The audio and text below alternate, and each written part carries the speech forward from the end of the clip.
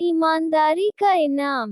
किसी गांव में श्यामू नाम का किसान रहता था। स्वभाव से वह बहुत ही अच्छा था।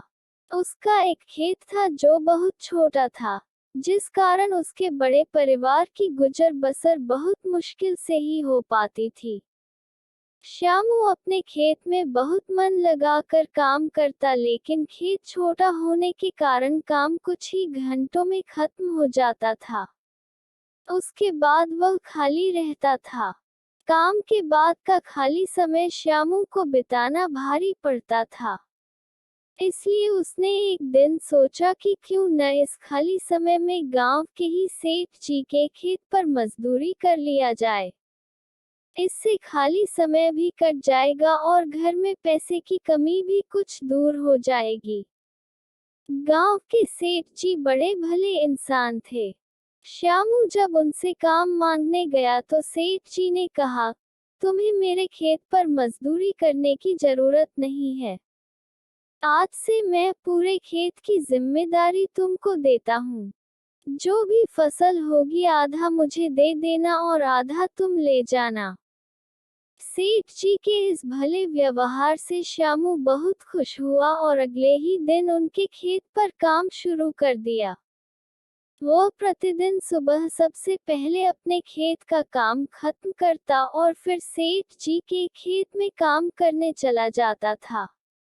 एक दिन दोपहर को जब श्यामू सेठ जी के खेत में हल चला रहा था, उसी वक्त उसका पैर किसी सख्त चीज से टकराया।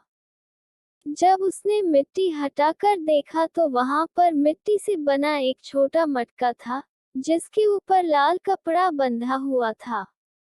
श्यामू पहले तो थोड़ा डर गया, लेकिन फिर भी उसने थोड़ा साहस करते हुए मटके पर बंधा कपड़ा हटाया।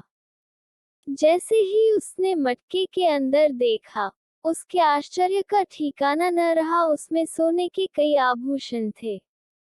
श्यामू को अब समझ ही नहीं आ रहा था कि वह इन कीमती आभूषणों क्या करे। एक और वह सोचता, इसे किसी सुनार को बेचकर अपने घर की पैसे की कमी हमेशा के लिए खत्म कर देता हूँ।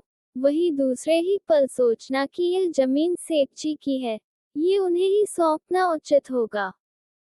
काफी देर तक उलझन में पड़े रहने के बाद वह अंत में सेठ जी के घर ही गया।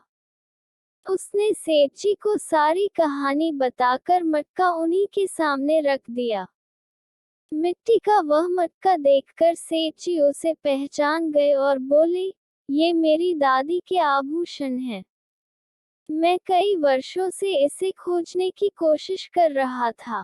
मुझे पता नहीं था कि ये कहाँ गड़े हुए हैं। इन्हें अचानक खोजकर तुमने बहुत बड़ा उपकार किया है। तुम्हें इस काम के लिए कोई बड़ा इनाम तो मिलना ही चाहिए। सेठ जी, मुझे आपने अपने खेत पर काम दिया, यही बहुत है। अब मुझे कोई इनाम नहीं चाहिए। श्यामू ने सेठ जी से हाथ जोड़कर आग्रह किया। फिर सेठ जी ने कहा, श्यामू, मैं जानता हूँ तुम बहुत मेहनती और ईमानदार हो, लेकिन इनाम तो तुम्हें स्वीकार करना ही होगा। सेठ जी थोड़े देर रुके और फिर कहा, मेरे जिस खेत पर तुम काम कर रहे हो, आज से वह तुम्हारा है। तुम उसके मालिक हो। सेठ जी के मुंह से यह बात सुनकर श्यामू खुशी से झूम उठा। उसकी आंखों में खुशी के आंसू थे।